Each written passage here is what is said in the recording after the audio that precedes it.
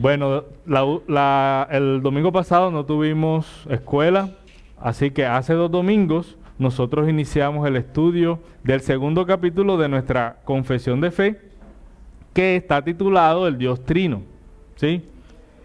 Y decíamos, o si usted tiene la confesión, puede ver que el Dios Trino, que es el segundo capítulo, está dividido en 3 temas. Un tema es la naturaleza de Dios, el segundo tema es la Santa Trinidad y el tercer tema es las relaciones y las acciones de la Trinidad. Entonces, la escuela pasada, la clase pasada, empezamos la primera parte, que es la naturaleza de Dios. Y no sé si usted recuerda que solo nos detuvimos en la primera afirmación que está en ese párrafo, que dice así: existe un solo Dios vivo y verdadero. Eso fue lo que estuvimos hablando ese domingo. Hoy vamos a continuar con lo que sigue del párrafo, y todo este párrafo es una afirmación de lo que creemos como iglesia de quién es Dios. ¿Quién es Dios? Y así está escrito, digamos, es un solo párrafo. Voy a leer la primera parte del párrafo de la confesión que empezamos hace 2 domingos. Dice: existe un solo Dios vivo y verdadero. Y si usted estuvo aquí, yo espero que eso haya quedado claro, y si tiene dudas, pues pregunte, ¿no? Pero eso es lo que nosotros afirmamos como iglesia. Existe un solo Dios vivo y verdadero, quien es infinito en su ser, poder y perfecciones. Dios es eterno, independiente y autosuficiente, tiene vida en sí mismo, sin necesidad de nada ni de nadie. Él es espíritu trascendente e invisible, sin limitaciones ni imperfecciones, inmutable, y está presente en todo lugar con la plenitud de su ser. Un montón de cosas están dichas ahí. Entonces, el párrafo no ha terminado, seguimos en la naturaleza de Dios, pero hoy nos vamos a detener en estas afirmaciones particulares y las vamos a ir viendo de a poco, y mirando en la Escritura cómo lo que decimos que creemos como iglesia está afirmado por la Biblia, ¿sí? Ok, lo primero que decimos, aparte de que Dios es, de que existe un solo Dios vivo y verdadero, lo segundo que pasa a decir el párrafo es que Él es infinito en su ser, poder y perfecciones, ¿sí? Infinito. ¿Qué quiere decir que Dios es infinito? Bueno, quiere decir que Dios no tiene límites, no tiene fronteras, no tiene final. Es infinito. Todo lo que Dios es, todo lo que Él es, no tiene un límite, no tiene un punto donde se acaba eso. Su amor no se acaba, su santidad no se acaba, su poder no se acaba. Nada de lo que Él es puede decir hasta aquí llegó Dios. No, Él es infinito. Todo lo que la mayoría de cosas que nosotros vemos con nuestros ojos y que conocemos, ¿verdad? Puede ser medido. O pesado también, inclusive, ¿no? Hay cosas que la ciencia ha ido con el tiempo logrando medir. Hay otras que todavía no se han podido medir. Pero en general la mayoría de cosas físicas que nosotros conocemos pueden ser medidos, se puede llegar a saber su peso, su tamaño, su densidad y demás. Pero Dios no puede ser medido. Tú no puedes decir Dios es, no puedes. O Dios es, no lo puedes medir. Él es infinito. Hay un pasaje interesante que probablemente muchos conocen, y es cuando Dios se le presenta a Moisés en la zarza. ¿Sí recuerdan ese pasaje, no? Está la zarza ardiente y Moisés está ahí en una conversación y Dios le dice esto. Y dijo Dios a Moisés, eso está en Éxodo 3:14, yo soy el que soy. Porque Moisés le pregunta, oye, yo voy a ir a este pueblo tuyo y si me preguntan quién me envió, ¿qué les digo? Entonces Dios le dice a Moisés, yo soy el que soy. Y añadió, así dirás a los israelitas, yo soy, me ha enviado a ustedes. Dijo además Dios a Moisés, así dirás a los israelitas, el Señor, Dios de sus padres, el Dios de Abraham, el Dios de Isaac y el Dios de Jacob me ha enviado a ustedes. Este es mi nombre para siempre y con él se hará memoria de mí de generación en generación. Entonces Dios se revela a Moisés y al pueblo también, porque le dice, este es mi nombre, así me recordarán, se revela como el yo soy. Y es interesante esa expresión, el yo soy. Porque Él no dice yo fui, o yo seré, o yo era. Él dice yo soy el que soy. Porque Dios siempre ha sido quien es, siempre será quien es, y siempre fue lo que Él es. Él siempre ha sido y siempre será. Él es el yo soy. No suena tan claro, pero así fue como Dios se reveló. Él es el yo soy. Miren cómo lo dice Job, perdón. En el libro de Job está, Job 11:7 voy a leer, dice. ¿Podrás tú descubrir las profundidades de Dios? ¿Podrás descubrir los límites del Todopoderoso? Altos son como los cielos. ¿Qué puedes tú hacer? Más profundos son que el Seol. ¿Qué puedes tú saber? Más extensa que la tierra es su dimensión y más ancha que el mar. Si Él pasa o encierra o convoca una asamblea, ¿quién podrá impedírselo? Esta es una forma poética de decir Dios es infinito, Dios es muy grande, tú no lo puedes conocer, tú no lo puedes alcanzar sus profundidades, tú no puedes medir su tamaño porque Él es infinito. Y como Él es infinito, así infinito es su poder y sus perfecciones, lo que decía al inicio. Todo lo que Él es, lo es de manera infinita. El Salmo 24 dice así, alcen oh puertas sus cabezas, álcense puertas eternas, para que entre el Rey de Gloria. ¿Quién es este Rey de la Gloria? El Señor, fuerte y poderoso, el Señor, poderoso en batalla. Alcen oh puertas sus cabezas, alcen las puertas eternas, para que entre el Rey de Gloria. ¿Quién es este Rey de la Gloria? El Señor de los ejércitos, Él es el Rey de la Gloria. El Señor es infinito y todo lo que Él es infinito. Hay una historia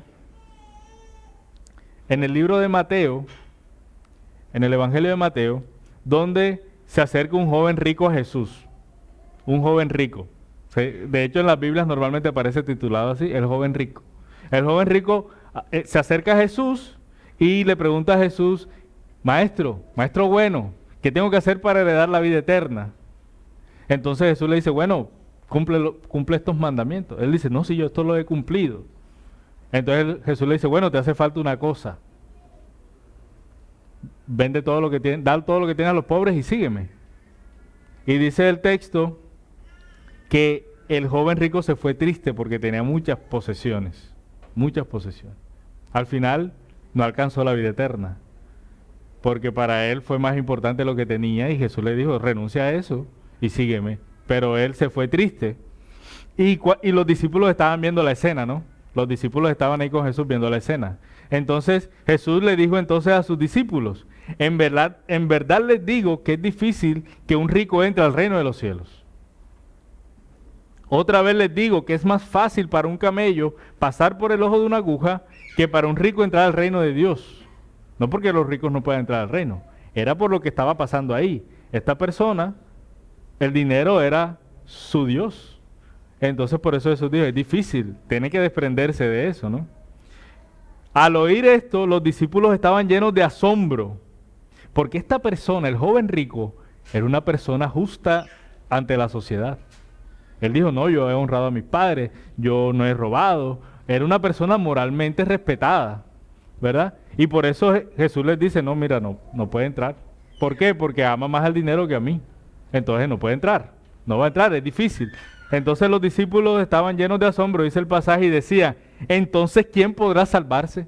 O sea, si no se puede salvar el joven rico que es, mira, todo buena gente, ¿quién podrá salvarse? Decían ellos. Jesús mirándolo les dijo, para los hombres eso es imposible, pero para Dios todo es posible. O sea que el poder de Dios es infinito. Así como Él es infinito, su poder es infinito. Lo que para nosotros es imposible, no es, es posible para Dios. Y esa afirmación está en varias partes de la Escritura. Nada es imposible para Dios. Lo que nosotros creemos que no puede pasar, Dios lo hace posible. Y una de las cosas que es más evidente es cuando alguien pasa de ser enemigo de Dios a ser hijo de Dios. Cuando ahora ama a Dios, eso pareciera imposible en algunos casos. Seguramente para algunos que creen en el Señor, algunos pensaron que era imposible que tú amaras al Señor algún día. Y mírate aquí. ¿Cierto que sí? Para Dios nada es imposible. Dios es infinito en poder, no hay nada que Dios no pueda hacer, pero Él también es infinito en sus perfecciones. ¿Qué quiere decir? Bueno, eso lo vamos a ver ahorita también, pero Dios es perfecto. Dios no tiene algo como que le haga falta, ¿no? Y así como Él es infinito, sus perfecciones son infinitas. ¿Y por qué decimos que Dios es perfecto? Jesús también lo enseñó. Jesús le dijo a sus discípulos, sean ustedes perfectos como vuestro Padre Celestial es perfecto. La tarea, ¿eh? Ser como vuestro Padre Celestial. Y las Escrituras nos enseñan que Dios es perfecto, que todo lo que Él hace es perfecto, que no hace falta nada a lo que Él es. Él no necesita un arreglo, una pulida, una mejora, un pequeño detalle. No, Dios es perfecto. No hay defectos en Él. Tú no puedes decir, Dios fuera mejor si... No, Dios ya es perfecto. Dios es inmejorable. Mira cómo está escrito en Deuteronomio 32. 32:3 dice, porque yo proclamo el nombre del Señor.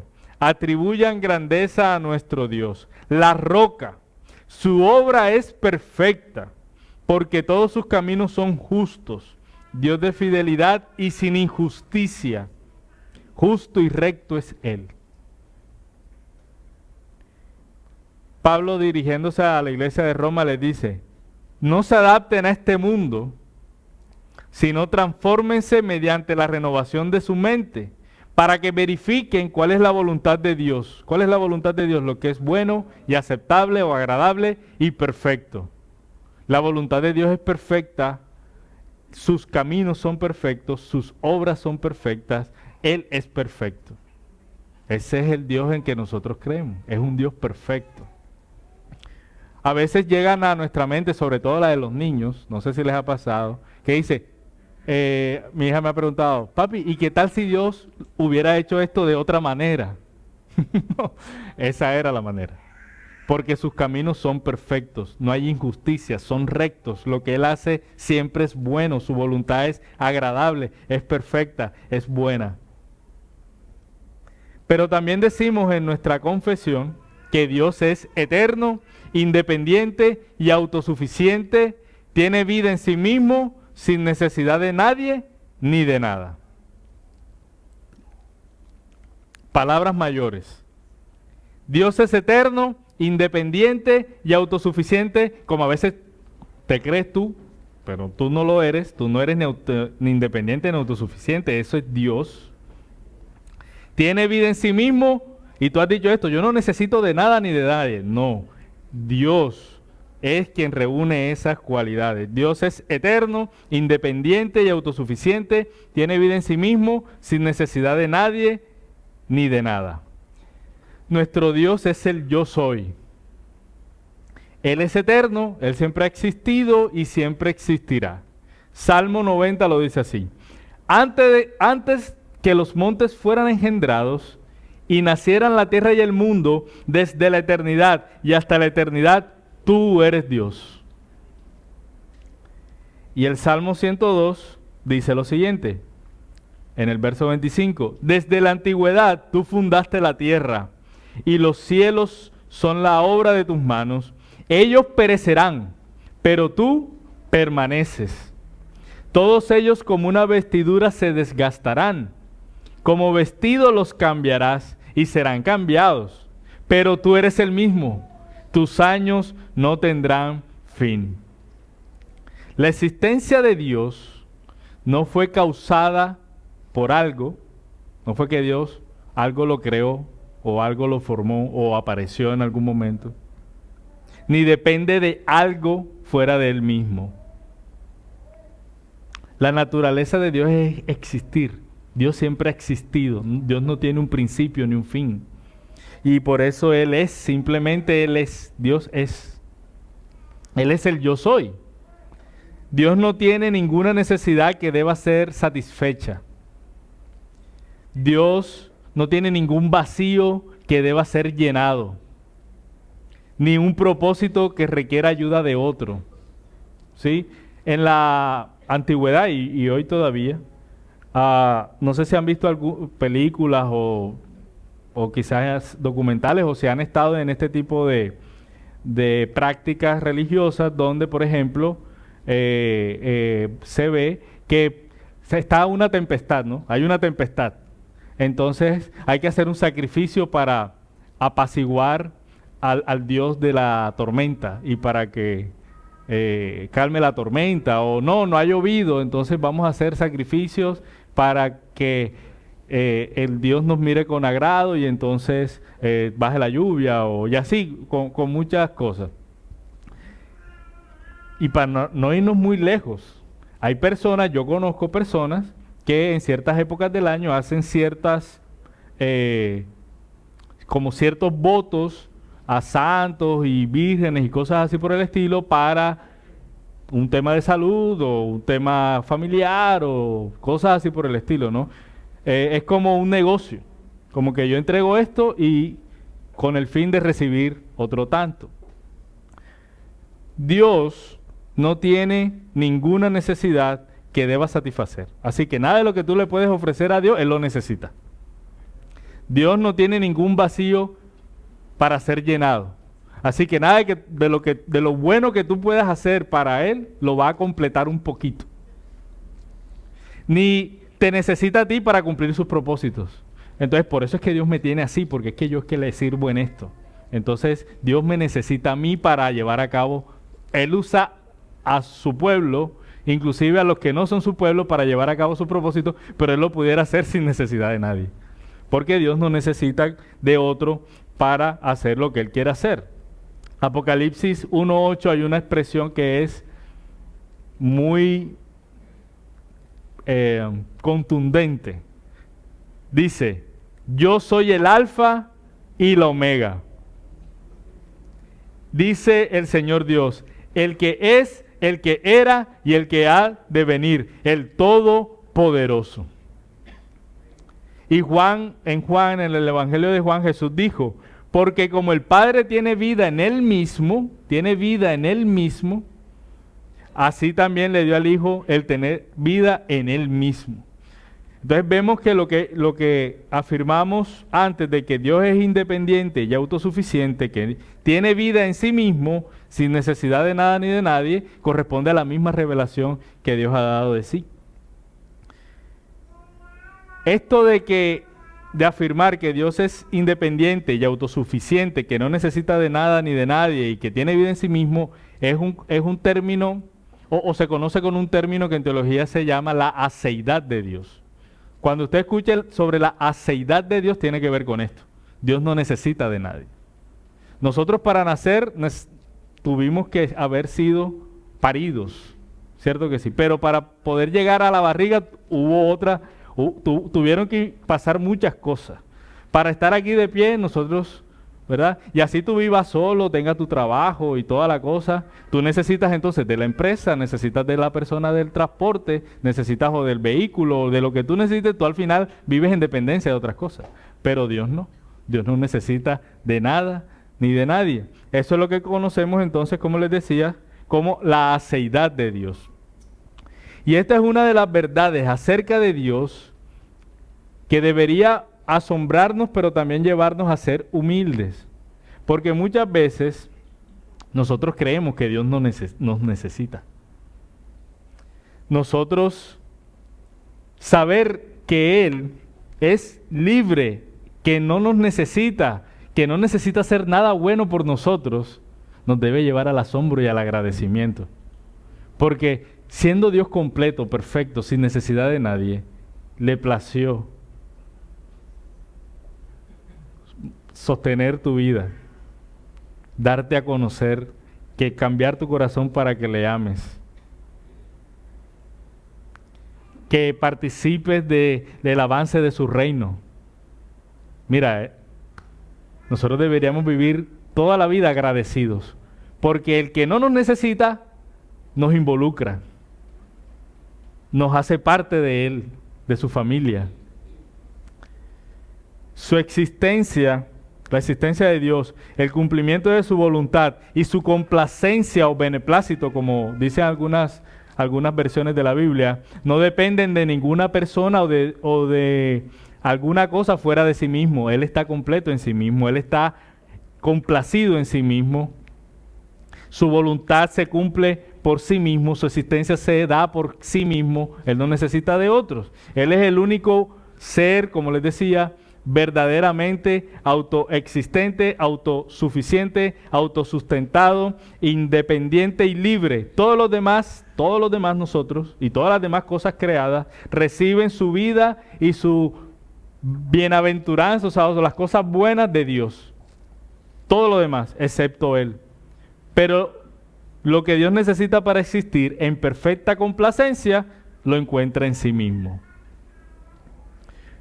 Algunos enseñan, no sé si usted lo ha escuchado, pero algunos enseñan que Dios creó a las personas porque necesitaba amor, porque estaba solo y necesitaba compañía. O porque estaba incompleto sin los seres humanos. No, eso no es cierto. La Biblia en ningún lado dice que esa fue la razón por la cual Dios creó al hombre o hizo la creación o fundó la tierra. Algunos enseñan que Dios ahora está contento, o sea, que tú haces feliz a Dios porque te portas bien, ¿no? O ahora sí Dios está contento porque ahora yo lo amé o lo estoy amando. No, la Biblia no dice nada de eso. La Biblia no dice, nosotros no aportamos nada a su complacencia. Digamos, Dios no es más feliz porque tú ahora eres su hijo o porque tú al fin te arrepentiste de tus pecados. No, porque Dios no necesita de nosotros. ¿Te imaginas a Dios suplicando amor? ¿No sería Dios? Estaría su complacencia condicionada a la aceptación de las personas. Mira, si nadie amara a Dios, Él seguiría siendo Dios y seguiría complacido. Así que el hecho de que tú lo ames a Él es porque Él ha querido que lo ames y es por pura gracia, porque Él no lo necesita. Dios no necesita ser adorado para seguir siendo Dios. Dios no necesita ser obedecido para seguir siendo Dios, porque Él es el yo soy. Y ya. La Escritura afirma que Dios no tiene vacíos en su ser, no hay espacios que deba llenar para ser completo. La Escritura nunca presenta a Dios como si necesitara de nosotros. Y si Dios necesitara algo fuera de sí mismo, o sea, si Dios necesitara algo que no fuera Él mismo, podría ser controlado por esa necesidad. Es como nosotros con la comida. Nosotros necesitamos comer. Y tú puedes pasar varios días sin comer. Pero llegará un día en que tú vas a estar desesperado por comer, porque es una necesidad. Y si no lo tienes, vas a hacer lo que sea necesario por comer, porque te lo está pidiendo tu cuerpo en este caso, ¿no? Y si no comes, te mueres al final, en determinado tiempo, ¿no? Pero en Dios no hay eso. No hay algo que Él necesite, por lo tanto, no hay algo que Él pueda controlarlo. Una necesidad para nosotros es algo que nos limita. Pero Dios no tiene límites, por eso decíamos, Dios es infinito en su ser y perfecciones, Él no tiene límites. Como Dios no necesita nada fuera de sí mismo, Él no puede ser ni controlado, ni coaccionado. Coaccionado es como forzarlo, ¿no? Ni manipulado, ni chantajeado. Así que tú no puedes torcer el brazo de Dios a punta de ayuno y oración. Está bien, haz ayuno y ora al Señor. Pero por hacer eso, Dios no va a cambiar su voluntad porque su voluntad es perfecta. ¿Sí? Tú no puedes torcer su brazo, tú no puedes obligarlo a hacer nada. Tú no puedes decir, tú tienes que darme esto, tú tienes que hacer esto, tú me tienes que cumplir esta necesidad o cubrirla. ¿Cómo así? ¿Quién es el Dios entonces ahí? ¿Tú o Dios? Tú no puedes persuadirlo por tus ofrendas o tus diezmos. No, como yo soy fiel con mis diezmos, o como este mes di muchísimo, entonces Dios me tiene ahora que dar lo que yo le estoy pidiendo porque yo estoy dando. No sé si han venido de ese contexto o han escuchado eso, que no, haz un pacto con el Señor. Da lo tuyo para que el Señor te dé lo que tú necesitas. Entonces haz un pacto.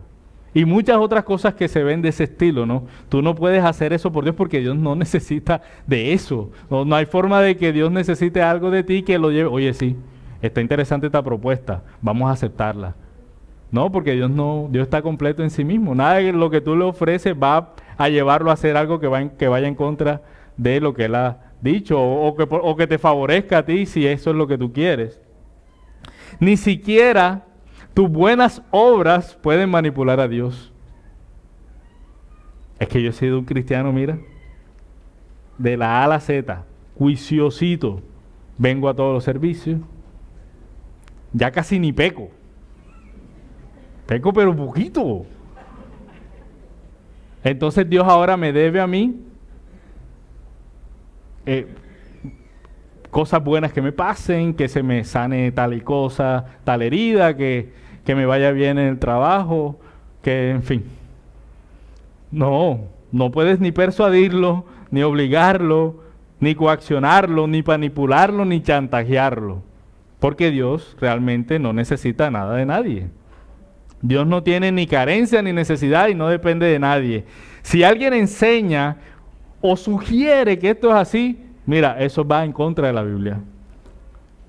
Eso es falso, es mentira. Es mentira.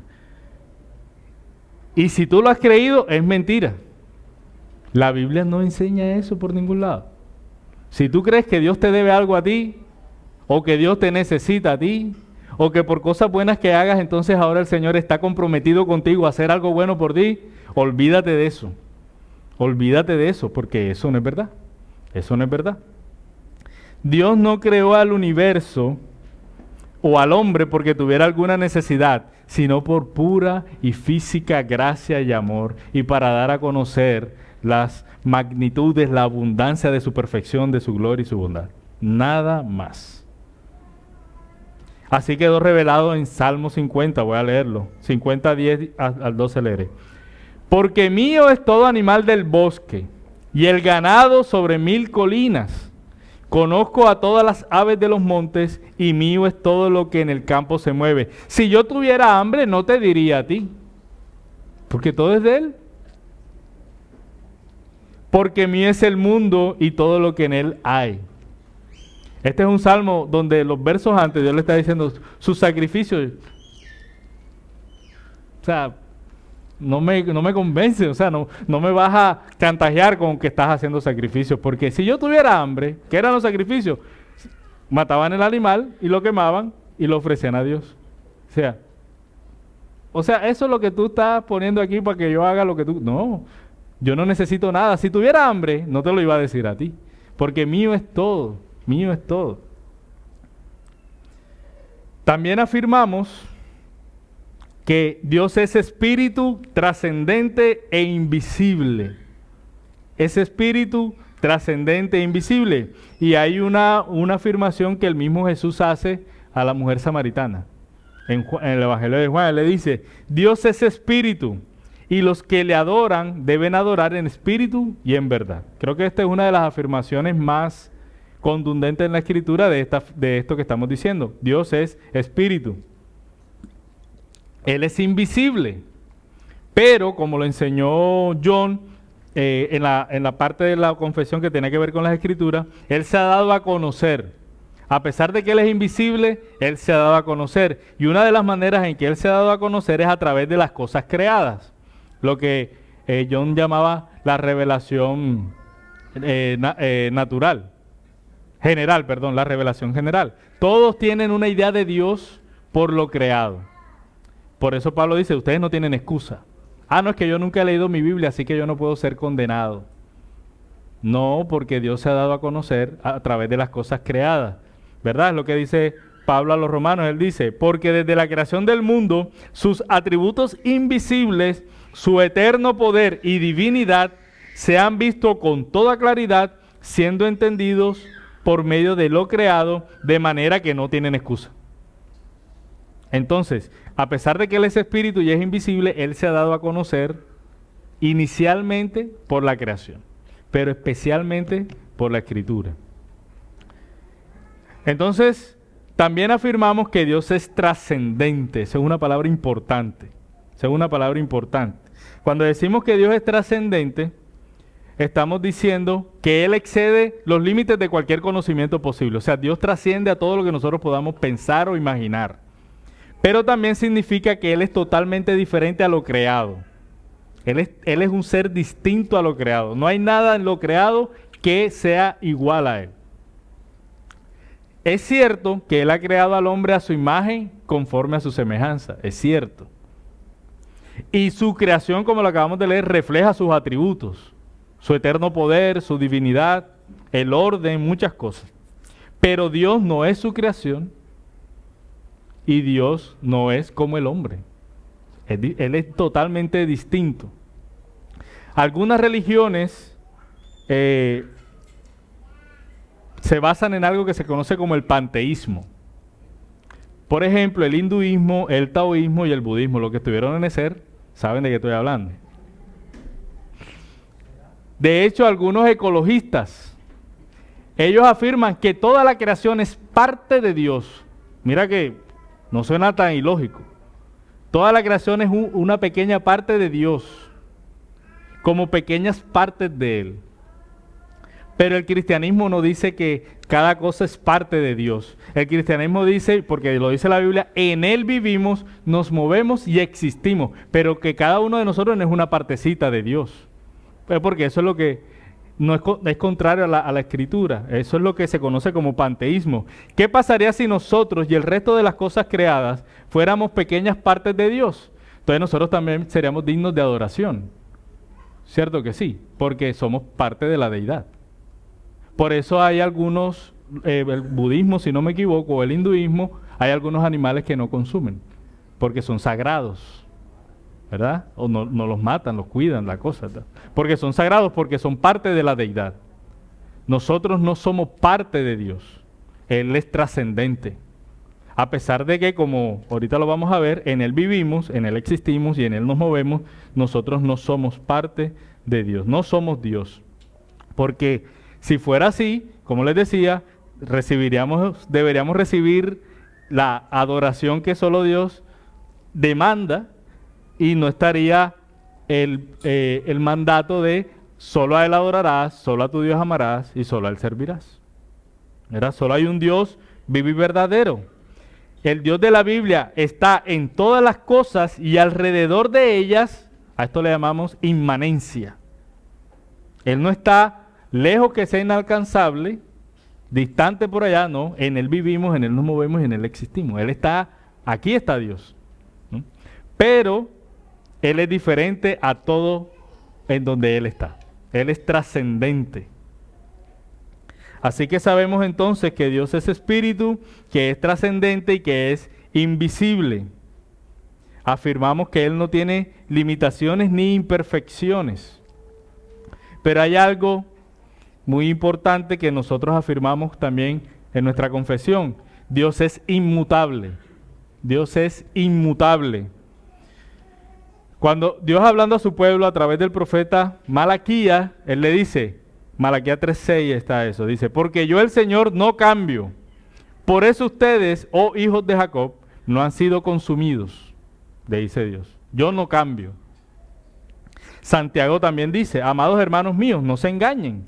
Toda buena dádiva y todo don perfecto viene de lo alto, desciende del Padre de las luces, con el cual no hay cambio ni sombra de variación. Por eso en la Escritura encontramos salmos y otros pasajes que exaltan al Señor y dice, Él es nuestra roca. Esa es una expresión de eso, de su inmutabilidad. Él es el lugar seguro, no se va a mover. Él es inmutable, Él es la roca donde podemos nosotros sentirnos refugiados. Él no cambia. Y eso nos debe traer a nosotros confianza. Dios no cambia. en Números dice, Dios no es hombre para que mienta, ni hijo de hombre para que se arrepienta. Lo ha dicho él y no lo hará. Ha hablado y no lo cumplirá. El Salmo 33 también dice, el consejo del Señor, su palabra, permanece para siempre.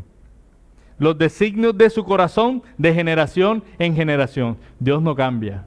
Por eso nosotros podemos confiar en que esta palabra durará para siempre, porque es su palabra. No necesita ser actualizada, no necesita ser modernizada, no necesita ajustarse a los tiempos, porque es la palabra de Dios y Él no cambia. No hay tal cosa como el Dios del Antiguo Testamento y el Dios del Nuevo Testamento. No sé si alguna vez pensaron algo de esto o le han dicho. No, es que el Dios del Antiguo Testamento era rudo y el del Nuevo Testamento es chévere. No, Dios no cambia. Él es el mismo ayer, hoy y siempre. Dios es inmutable, Él es el yo soy. Él no necesita cambiar, ¿sabe por qué? Porque Él es perfecto. Él no tiene ningún defecto. ¿Por qué cambiarías algo? ¿Por qué debería cambiar algo que es perfecto? Su perfección es infinita. Y decimos para finalizar que Él está presente en todo lugar con la plenitud de su ser. Dios está presente en todo lugar con la plenitud de su ser. Hay un salmo que seguramente también muchos conocen que dice, ¿a dónde me iré de tu espíritu? ¿A dónde huiré de tu presencia? Si subo a los cielos, allí estás tú. Si en el Seol preparo mi lecho, allí tú estás. Si tomo las alas del alba y si habito en lo más remoto del mar, aún allí me guiará tu mano y me tomará tu diestra. Jeremías 23 dice, ¿acaso soy yo un Dios de cerca? Declara el Señor, y no un Dios de lejos. ¿Podrá alguien esconderse en escondites de modo que yo no lo vea? Declara el Señor. ¿No lleno yo los cielos y la tierra? Declara el Señor. Y Pablo nuevamente en el Areópago, que hablábamos, de hecho en la última clase, él decía, de uno solo Dios hizo todas las naciones del mundo para que habitaran sobre toda la superficie de la tierra, habiendo determinado sus tiempos y las fronteras de los lugares donde viven, para que buscaran a Dios y de alguna manera palpando lo hallen, aunque Él no está lejos de ninguno de nosotros, porque en Él vivimos, nos movemos y existimos. Cuando nadie te está viendo, ahí está Dios. Cuando estás lejos de todo el mundo, ahí está Dios. ¿Y eso es bueno o malo para ti? Depende de cómo lo veas. Dios está ahí para ti cuando no lo sientas o no lo veas. Él está ahí. Dios está ahí. No, que no. Él está ahí. Me siento lejos de Dios. Él está ahí.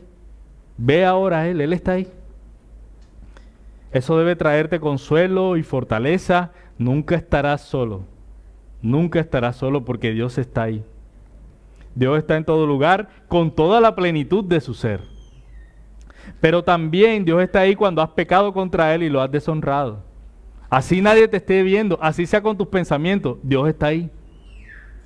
Y eso te debe hacer pensar en que debes día a día ir a Él arrepentido, porque a pesar de que nadie te ve, Dios está ahí. Y podemos contemplar entonces su amor y su gracia, que a pesar de que ha visto todo de nosotros, inclusive nuestros pensamientos y nuestro desprecio muchas veces por Él y su palabra, Él nos ofrece perdón y redención completas e infinitas por la obra de Jesús. Saber que Dios está presente y que llena todo, nos debe llevar a temerle, a humillarnos, a arrepentirnos y a adorarle. Hermanos y amigos que están aquí, el Dios de la Biblia, el único Dios verdadero, el Dios que proclamamos en Iglesia Bíblica de la Ciudad, es infinito en su ser, poder y perfecciones, como lo decimos en la confesión, es eterno, independiente y autosuficiente, tiene vida en sí mismo, sin necesidad de nadie ni de nada. Él es espíritu trascendente e invisible, sin limitaciones ni imperfecciones, inmutable y está presente en todo lugar con la plenitud de su ser. Amén. Amén. Vamos a orar.